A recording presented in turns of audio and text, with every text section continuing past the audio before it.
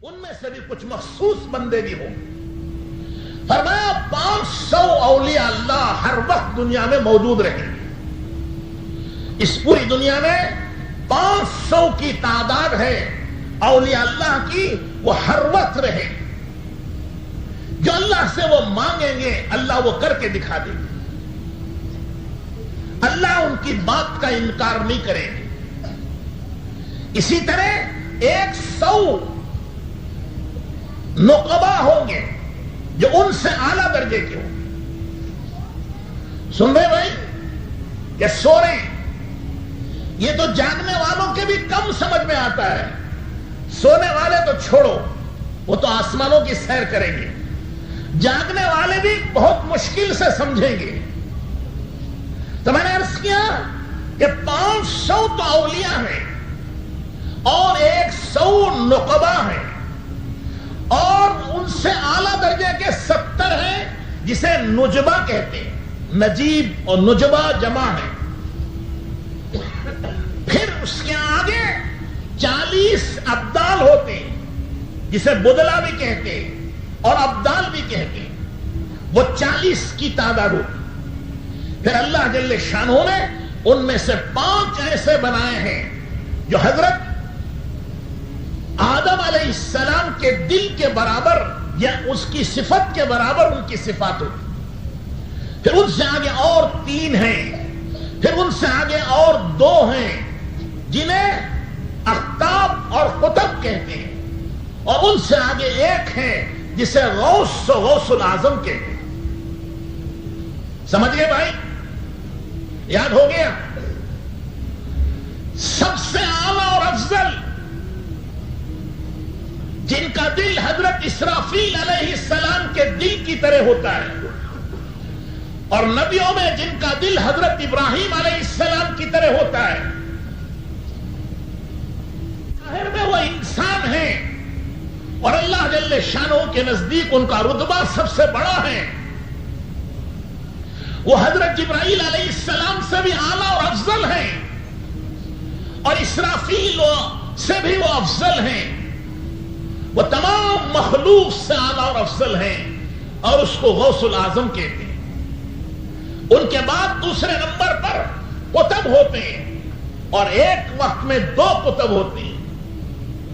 اقطاب اور قطب یہ 2 ہوتے ہیں، ایک خاموش اور ایک بولنے والے جو وعظ و نصیحت کرتے ہیں اور ایک صرف توجہ کرتے ہیں.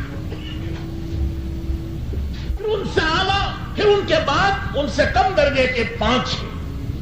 پھر ان کے بعد 40 ہیں وہ ابدال ہیں. پھر ان کے بعد 70 ہیں جو نجیب اور نجبہ کہلاتے ہیں.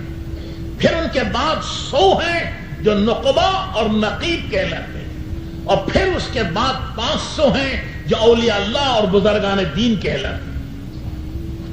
جب 100 میں سے کسی کا انتقال ہوتا ہے تو اللہ تعالیٰ 500 میں سے ایک چن کر اس کو وہ مقام دے دیتے ہیں.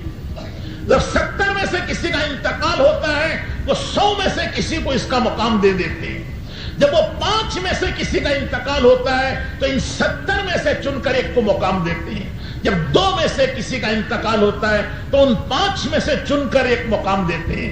اور جب 2 قطب میں سے کسی کا انتقال ہوتا ہے تو 5 میں سے لیتے ہیں. اور جب ایک غوث العظم کا انتقال ہوتا ہے تو قطب میں سے کسی کو غوث کا مقام دیتے ہیں. اور اولیاء اللہ میں سے کسی کا انتقال ہوتا ہے تو وہ مومنین میں سے جس کے دل میں سلامت ہوتی ہے اور ایمان کامل ہوتا ہے، رسول اللہ کی محبت اور عظمت ہوتی ہے اور آپ کی اتباع سنت کا جذبہ و شوق ہوتا ہے اور اللہ کی معرفت و محبت ہوتی ہے، اللہ پاک اس کو اولیاء کا مقام دیتے ہیں. بیک وقت یہ سب موجود ہوتے ہیں. اولیاء اللہ بھی ہوتے ہیں، نقبہ بھی ہوتے ہیں، نجبہ بھی ہوتے ہیں، بدلا بھی ہوتے ہیں اور وہ اقطاب بھی ہوتے ہیں اور غوث العظم بھی ہوتے ہیں.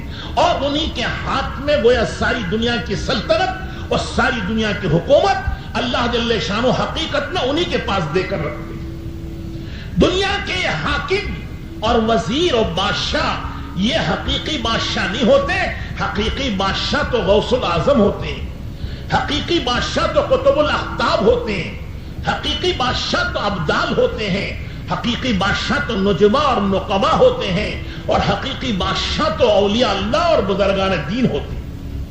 یہ صورت ہوتی ہے دنیا میں وزیروں اور گورنروں کی۔ یہ ناپاک نجس بے ایمان یہ اللہ کی زمین کے مالک کیسے ہوں گے؟ لیکن اللہ تعالیٰ اس دنیا میں کبھی ان کو ڈھیل دیتے ہیں، لیکن ہوتا حقیقت میں وہی ہے جو اللہ والے چاہتے ہیں، اور اللہ والے وہی چاہتے ہیں جو اللہ چاہتے ہیں۔ اللہ کی چاہت ہی اولیاء اللہ کی چاہت ہوتی ہے، اولیاء اللہ کی چاہت اللہ کی چاہت ہوتی ہے۔ اسی لیے فرمایا اولیاء اللہ سے محبت کرنا اللہ سے محبت کرنا ہے، اولیاء اللہ سے دشمنی رکھنا اللہ سے دشمنی رکھنا ہے۔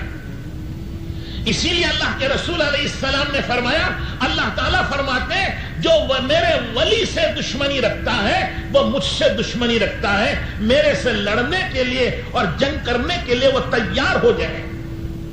اور ظاہر بات ہے جو اللہ سے جنگ کرے گا اور لڑے گا وہ کہاں کامیاب ہوگا؟ ساری دنیا بھی اللہ کے مقابلے میں آ جائے تو ایک سیکنڈ میں ہلاک و برباد تو غارت ہو جائے گی۔ تو ایک آدمی اللہ کا کیا مقابلہ کرے گا؟ جو اولیاء اللہ سے نفرت کرے یا نہ مانے وہ اللہ سے نفرت کرنے والا ہے۔